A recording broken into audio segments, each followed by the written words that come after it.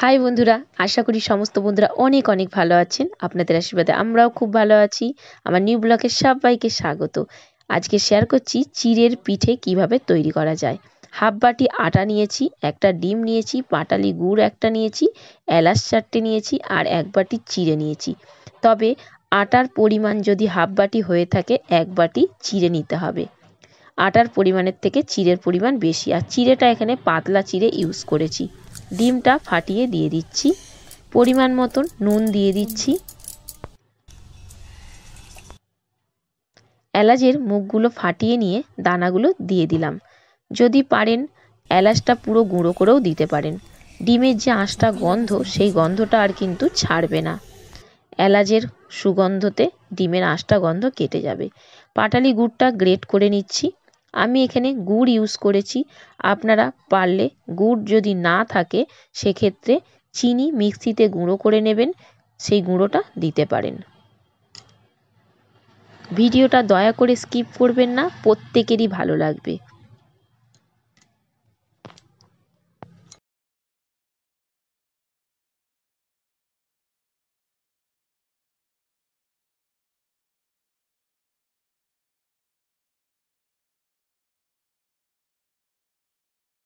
সমস্ত কিছু দেওয়ার পর চামচ দিয়ে একটু নাড়াচাড়া করে নিলাম।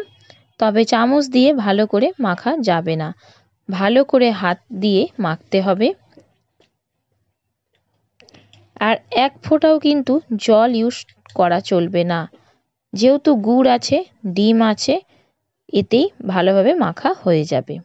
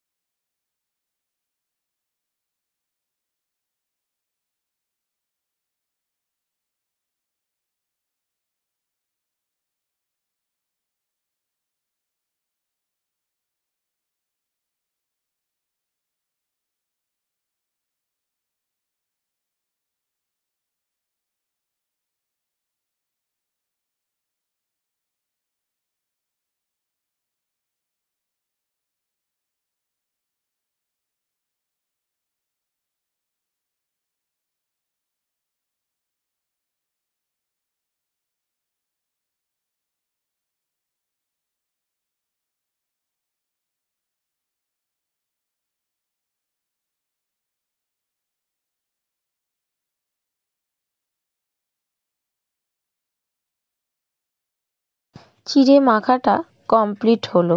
দেখুন, দেখে মনে হচ্ছে একটা ড্রো। এই চিড়ে মাখাটা আমি 10 মিনিটের জন্য রেস্টে ছেড়ে দিলাম।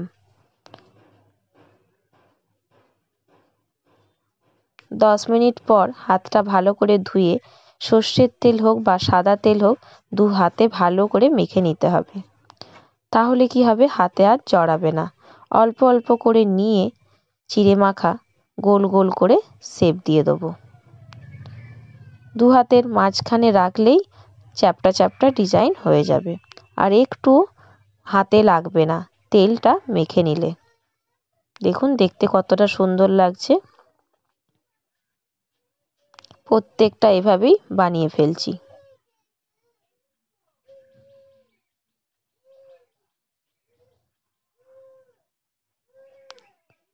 কোনো বন্ধুরা আমার চ্যানেলে নতুন আসলে চ্যানেলটিকে সাবস্ক্রাইব করবেন অনুরোধ করছি। পাশে থাকা বেল আইকনটি প্রেস করবেন, তাহলে নতুন নতুন ভিডিওগুলো আপনাদের কাছে আগে পৌঁছাবে। প্রত্যেকে আমাকে যদি এভাবে ভালোবাসা দিতে থাকেন, আমি ঠিক একদিন পৌঁছাবই সেই জায়গায়। পেনি বসিয়ে তেল দিয়েছিলাম, আর এগুলো ছাঁকা তেলে ভাজার দরকার নেই, অল্প তেল দিলেই তেলটাতে ভাজা হবে। একদিকটা হয়ে গেছে, অপর দিকটা উল্টে দিচ্ছি। হালকা সোনালি কালার এসেছে, আমি উল্টে দেবো।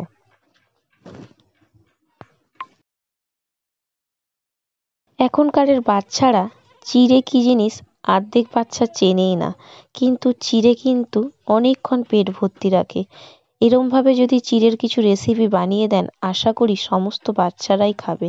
বাচ্চারা কেন, বড়রাও খাবে, প্রত্যেকেরই ভালো লাগবে।